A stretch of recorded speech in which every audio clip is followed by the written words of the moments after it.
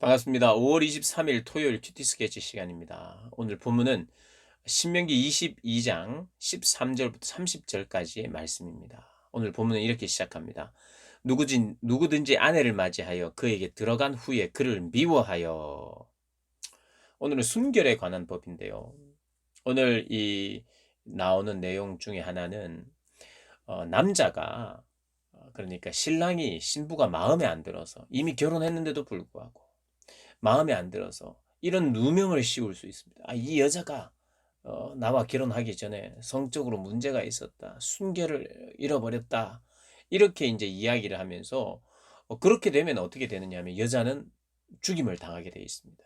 근데 남자가 어 자기가 뭐 때문인지는 모르겠지만 싫어져 가지고 이런 누명을 받고 하지 못하도록 여자에게 그런 안전장치를 오늘 주는 것이고, 만약에 남자가 그 이제 누명을 씌워서 이 여자를 어떻게 하려고 했다면 그것이 밝혀지면 이 남자는 이 여자의 아버지에게 100세겔을 줘야 돼.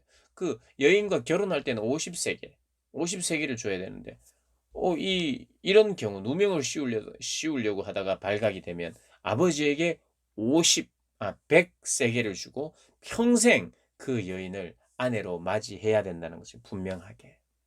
이때는 이제 남성이 이런 어떤 그 권력, 그런 뭐랄까요? 남성이 좌지우지할 수 있는 그런 시대였기 때문에 그렇습니다. 지금은 이것을 우리는 생각도 못 하는 거죠. 그런데 만약에 여인이 정말 처녀성을 잃어버렸다. 이미 순결을 빼앗긴 상태다. 그것이 확인되면 돌로 쳐 죽이게 돼 있다. 그래서 그것이 악하기 때문에, 성적으로 악하고 문란하기 때문에 하나님께서는 그 공동체 안에서 악을 제하는 방식이 이런 것이었다는 것입니다.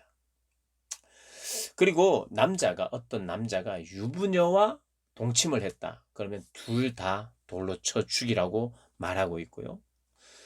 그다음 이 처녀 여자가 남자와 약혼한 후에 어떤 남자가 그의 성읍 중에서 만나 동침하면, 약혼했는데도 불구하고 다른 사람과 동침할 경우에 그들 역시 둘 다 성문 앞으로 성읍 문으로 끌어내어서 그들을 돌로 쳐 죽이고, 그 처녀는 성 안에 있으면서도 소리를 지르지 않았다. 이게 무슨 말이냐면 남자가 강제로 한 것이 아니에요.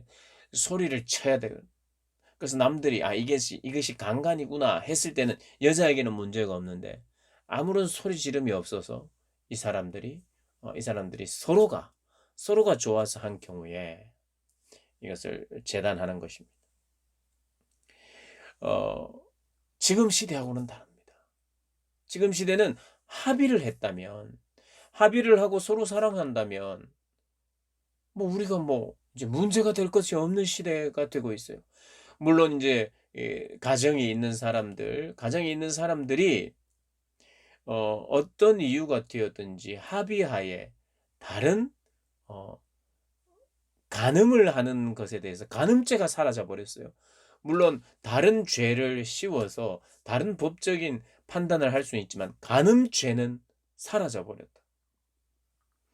남자와 여자가, 그것이 가정이 있든 없든 남자와 여자가 서로 좋아서 관계를 하는 것에 대해서는 이제는 법으로 묻지 않아요. 그러니까 합의가 됐고 서로가 소통이 됐고 서로가 동의가 됐으면 이것은 문제없다는 것이 이 시대입니다.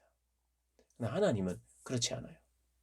한 남자와 한 여자 결혼 관계 안에서 하나님의 그 이 사람들을 생산해내고 번성하는 그런 일들을 하나님께서 주셨고, 그 결혼 관계 안에서 성을 누리도록 하셨어요.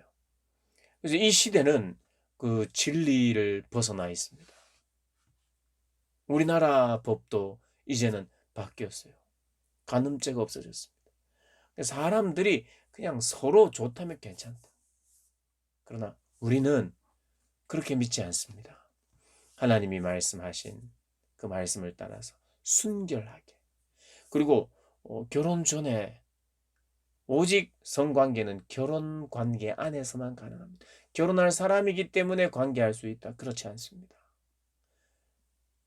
하나님이 우리에게 허락하신 이 성을 결혼 관계 안에서 누려야 하고 그것 외에 있는 것들 그거 외에 있는 것들을 하나님께서 제하고 악을 제하는 방식입니다. 그런데 이게 서로가 합의가 되고 뭐 서로가 좋아서 뭐 우리가 성성 관계를 했다 이렇게 할 때 이게 괜찮아 보이는데 그렇지 않아요. 왜냐하면 반드시 가정이 무너지게 되어 있습니다.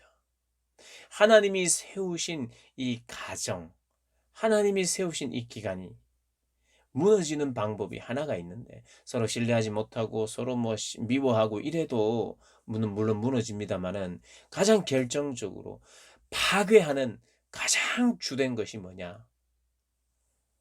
한 남자와 한 여자가 결혼 관계 안에서 보호된 사랑, 서로를 배려한 오직 나에게 한 사람이 있는 성적인 파트너가 단 한 사람, 나의 아내, 나의 남편이 되는 가정만 건강하게 세워집니다.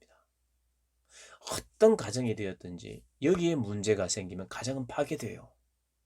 우리는 합의였고 우리는 젊어서 그랬고 우리는 이런 다양한 삶을 아무리 이야기해도 가정이 파괴됩니다. 파괴돼. 그럼 거기는 절대로 하나님이 우리에게 부여하신 가정 안에서의 건강함이 인간됨이 인간의 아름다움이 다 파괴되고 가정이 파괴되고 질서가 파괴됩니다. 가정이 파괴되면 곧 교회도 파괴돼요.